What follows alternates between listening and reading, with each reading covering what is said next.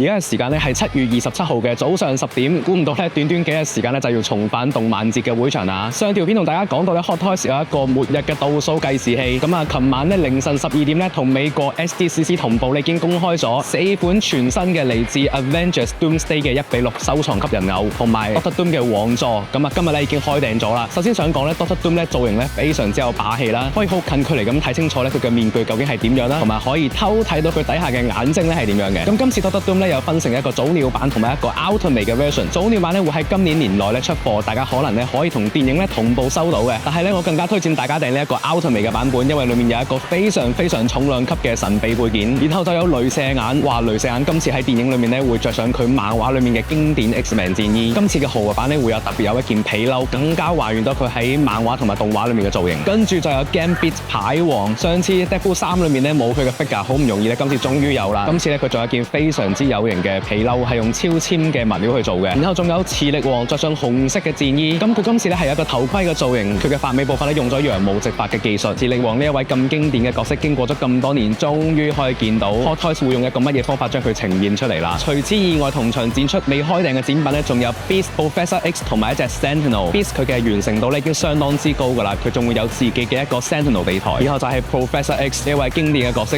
終於見到佢嘅 Hot Toys 樣版啦，輪椅都有做到出嚟啦。咁我覺得佢頭雕表現都係唔錯嘅。